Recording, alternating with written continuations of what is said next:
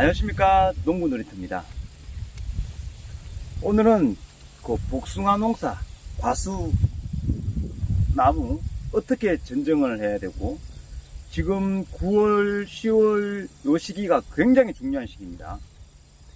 정말 목이 다시네.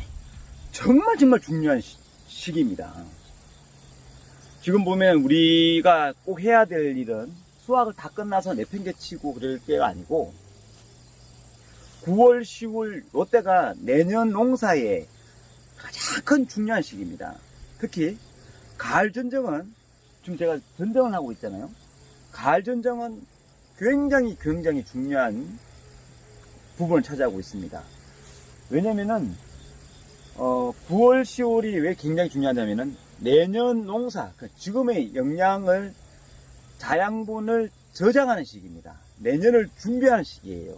이 이파리가 열매가 다 떨치고 잎으로 영양분을 저장을 해놓고 내년 봄부터 또 여름까지 이제 맛과 특히 향, 복숭아나무 향, 포도향. 네, 그랬잖아요. 향기는 요 가을에 감사 비료를 어떻게 하느냐, 이파리 있을 때 잎을 떨치고 수액이 내려갈 때가 굉장히 중요하다고 말씀드렸습니다. 그리고 특히 복숭아 농사는 햇빛이 골고루 들어오려고 그러면은 햇빛이 골고루 들어와야지만이 꽃눈 분화, 화아 분화라고 그럽니다. 화아 분화, 꽃눈 분화 형성이 요 시기 때 가을 전정을 해야지 꽃눈이 도톰하게 굵어집니다.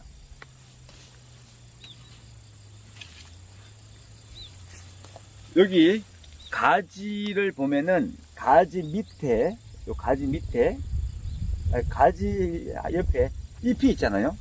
잎을 여기 눈이 생성되어 있습니다. 이거 내년에 준비하는 꽃눈 또는 잎눈의 형상입니다. 여기 보시면은. 그래서 잎이 있기 전에 전정을 해줘야지 햇빛이 잘 들어오면 여기 꽃눈이 화아라 그럽니다. 꽃눈은 화아.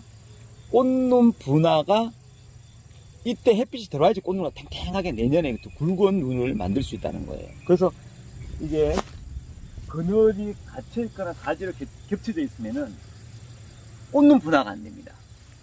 꽃눈이 크지가 않다는 얘기예요. 그리고 쓸데없이 올라 있거나 쓸데없이 이렇게 처져 있거나 복숭아 자두나 같은 경우에 45도에서 70도 사이, 45도에서 70도 사이, 이 사이에 가지가 복숭아가 굵어지고 주지, 그리고 큰 주지에 가까이 당기는 전정을 해야 됩니다. 예를 들면 이 주지라 그러면은 자꾸 멀리 가려고 그래요. 그럼 잘라서 눈 하나 놔두고 당겨요. 당기면은 여기에 다시 가지가 돋아납니다. 잎이 있으면서 잎 사이에 또 가지가 나오거든요. 나오는데 자꾸 주지에서 당기는 전정, 단초 전정을 하시는 게 낫다는 거죠. 지금은 단초 전정 할 필요 없고 지금은 도장지, 또 처지는 가지, 멀리 가는 가지를 잡아주는 정도를 해주시면은 그 햇빛이 들어오면은 꽃눈 분화가 잘 돼서 내년을 더 충실히 굵어지게 하는 작업을 한다고 말씀을 드렸죠. 그러니까 너무 커가는 거, 위쳐 쏟거나 처져 있는 가지만 정리만 하더라도 가을 전정은 정말 잘하는 거예요. 그래서 좀 도장지라든지 웃자람 가지, 도장지나 웃자람 가지가 치솟는 가지를 정리를 해주시고, 너무 처지는 가지는 또 잘라주시고, 너무 멀리 가는 애들 자꾸 멈춤 전정을 해주시고, 그래서 가을 전정이 매우 중요하고, 가을 전정하고 난 뒤에 여기는 감사 비료를 충분히 하셔야 됩니다. 내년에 그럼 안 하셔도 돼요. 지금 가을 밑거름 풍족하게 거름을 내놓으시면 이파리에서 공장이 굴러가면서 내년을 더 충실하게 할 수 있는 작업을 한다.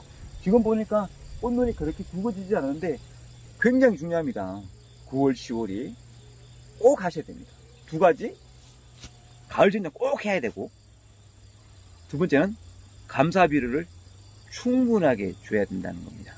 감사비료를 어떻게, 뭘 감사비료를 하느냐. 감사비료 딱 정해진 건 아니에요. 탭이든 복합비료든 내년에 준비할 수 있는 뿌리의 형성과 잎이 잘 할 수 있도록 하는 뭐 여러 가지 비료, 퇴비를 감사비료라고 합니다. 감사비료를 어떻게 하냐면은 또 토양이 산성질이라면은 탄속에 비료를 많이 하시고, 땅이 척박하다 그러면은 그 질소계와 탄속에 섞여 있는 탭이나 비료를 하시면 되는 겁니다. 그걸 보려면은 농업기술센터에 가셔서 토양 실험을 해보시는 게 제일 낫겠죠. 그래서 두 가지 꼭 중요한 얘기 말씀드렸습니다. 가을 전정, 가을 감사비료. 농사가 80, 90%가 거기 다 되어 있다는 거 말씀드리는 거예요. 꼭 하셔야 돼요.